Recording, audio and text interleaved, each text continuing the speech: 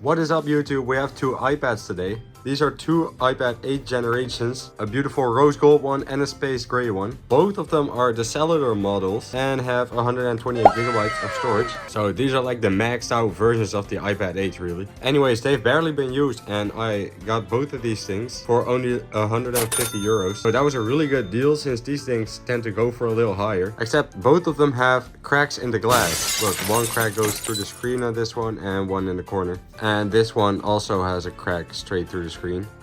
You can see it clearly. But I got these two digitizers, which is the glass, because we don't need to replace a whole screen on these. We can just replace a digitizer. These things cost like 15 euros a piece. So this repair is going to be very cheap. It is just going to take a lot of work and we got to be really careful not to get dust between the screen and the glass because that's going to look shitty. And we got to be careful transferring the home button over because that's also a big challenge on these devices. Anyways, without any further ado, I'll start off by turning the white one off because we're going to start with the white one.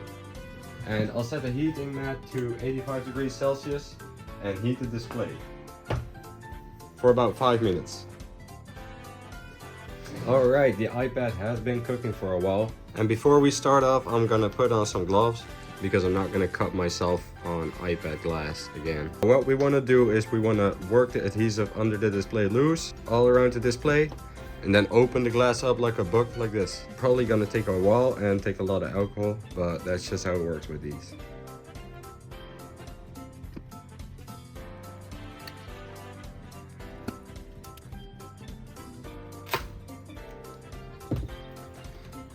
And there we go.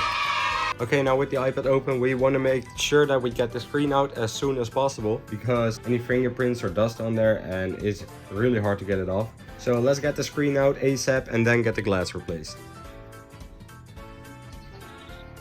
I should just be able to wedge it out with the pry tool. Let's see. Yep, there it goes. We want to get behind the iPad screen to disconnect it.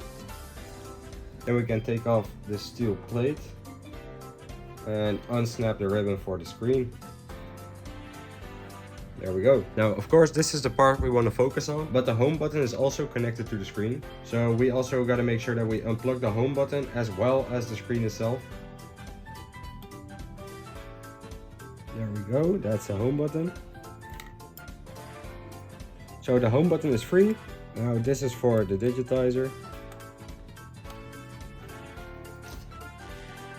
The adhesive on these is pretty strong. I had a rough time opening it up. So now that we got the iPad without any parts really, I'm just gonna do my best to clean up all this old adhesive. And most importantly also clean up the residual glass, because there are still some shards left at the places where the iPad was cracked.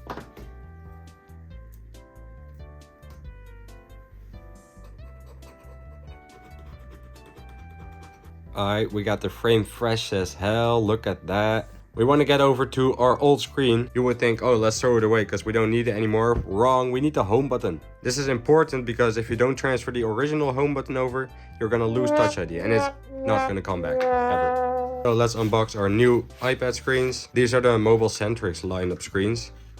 And they come with like all the brackets. Either way, this is our new screen. And what I meant was, you can see it already comes with this camera bracket. A lot of aftermarket screens don't come with that, but these ones do. And they also come with a ring around the home button. And also, you got a new bracket for the home button and everything in a little baggie with it. So how do we transfer the home button over? Okay, look closely. You want to heat up this cable so that the glue will come off easily and you won't tear it when you're trying to take it off. And then after that, you want to use any prying tool to get under these two things that holds the bracket and the button in place. Then you can just pry it off and that's how it's done. So right now I'll grab my heat gun and set it to 150 degrees Celsius.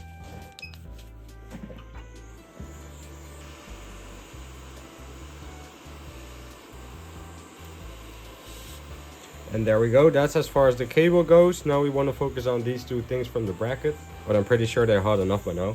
Let's grab a prying tool and try to pry under it. There we go, that's one. And now for the second one. There we go. Okay, nice. So we got the bracket up, we got the cable up. Now all that's left is the button itself. You can push it from the outside of the display inward and it will loosen up, as you can see. Then we can carefully take it off, making sure not to bend or rip the cable. And there we go. That's our home button. Now the process of reinstalling it is as easy as comparing the old screen to the new screen. You can see there is no difference, so we don't have to transfer any extra parts over. And now we can just position the home button, but we want to put some glue on these pads to make sure that the bracket is staying in place. And we might even want to put some UV glue on there to make sure it stays in place.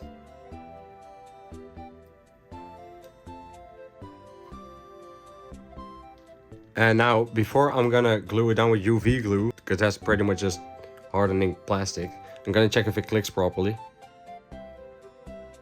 You can hardly see it, but it feels perfectly fine. First I'm gonna clamp the bracket down, but I'm scared that that's gonna break the glass. So I'm gonna clamp it down with the old digitizer under it, so it won't break the glass. Okay, so at least it stays in place now. Now we're gonna come through with the UV glue. Just put some around the side and over it.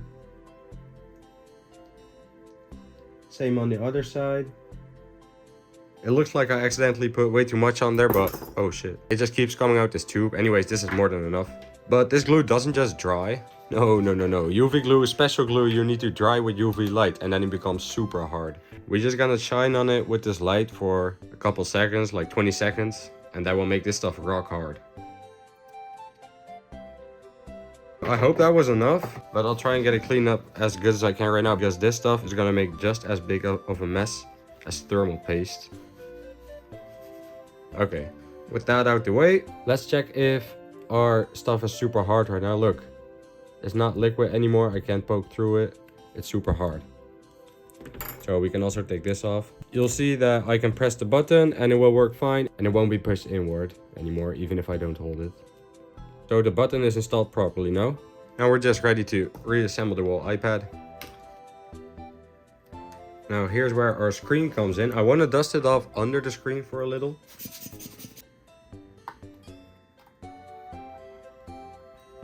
Okay, with that done, all we need to do is screw the screen back in.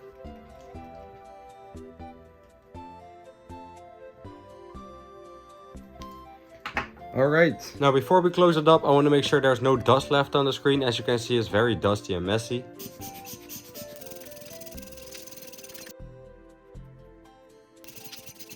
This is always the hardest part, but it looks like it's pretty clean now. So let's quickly tear off this sticker and all the other stickers on the back as well, by the way. I'll tear these off first. Let's tear off this sticker. Okay, now we quickly want to close it up before anything gets worse.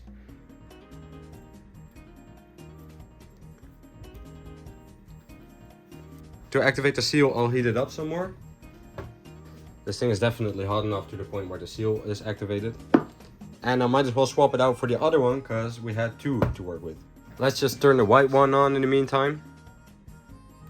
I'm just pressing it extra hard to make sure that the adhesive bonds. But these aftermarket screens are like the best ones I found yet. I found refurbished screens that were worse than these. I mean, look. The borders are not thick at all. They look original. They come with the brackets. The touch is very responsive, exactly like the original one. And better yet, they are super smooth. Look, it doesn't leave fingerprints. There's a lot of oleophobic coating on these. I know it's not just because I'm wearing a glove. These screens are actually super smooth. And I barely leave any fingerprints on here. See that? Anyways, this thing totally works again. I'm just gonna clean it up. Also, to clean stuff up, I have this new thing. Look, it's a fluid dispenser. I put isopropyl alcohol in it. Now every time I press this, look, liquid comes out. And now this is wet. I can also do this with Q-tips and stuff, so that's really convenient. Look how clean it's getting. While we cleaned this iPad up to a brand new state, our other iPad is definitely cooked as well. So let's get to opening this thing up now. I'll do a little time lapse on this one since I already went through all the steps with the white one. But I don't want to leave this one out since it looks cool.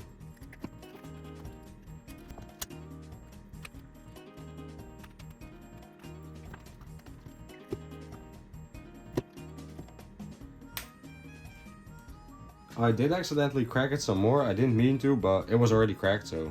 The fact that it cracked just shows how fragile these things really are. It also stood out to me that while I was working on a white one, at the places where it did crack, there's no damage to the frame. So the glass really is just super fragile on these. And this one shows the same.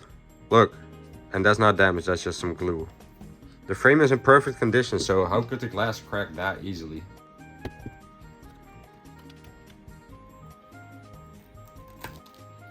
Alright, we finally got the black one opened up, and this one was way harder than the white one for some reason. So you can see I also cracked the glass in multiple places. I could have done it without cracking the glass, but given the fact it was already cracked and I was gonna throw it away, this doesn't matter at all.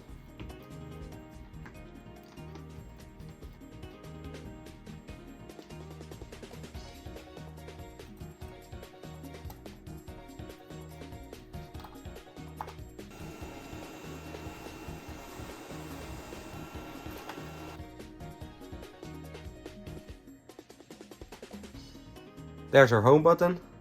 So let's unbox the black screen. Anyways, before we're gonna get to reassembling, I want to clean the frame up. Alright, the wall frame of the iPad is clean. So that means we can put it aside and move over to the home button again. Now let's go see if it still clicks properly. I can feel it bounce back every time and it clicks just fine, so yes. So let's get it glued down. The glue already, like, it keeps spilling out of this stupid tube. So there's already a bunch of glue that we got. I can just grab it, I hope, and then smear it onto the bracket. What a mess. So once again, I'll use the same method I used on the last one by putting the other old digitizer over it and holding it down like this.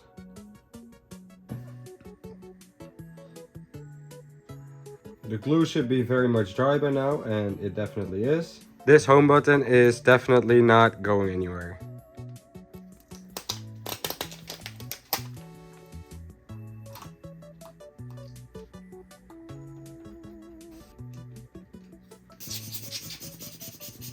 So this should be good.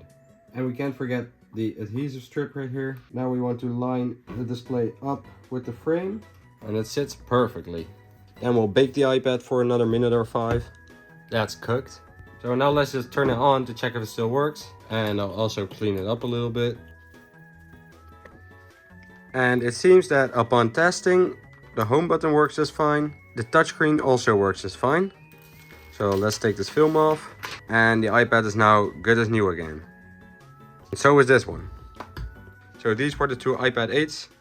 This is how you repair almost every iPad, but I know for a fact the iPad 7, 8 and 9 open up the exact same way. Anyways, I hope you guys learned something or enjoyed the video, and I'll check you guys out later. Peace out.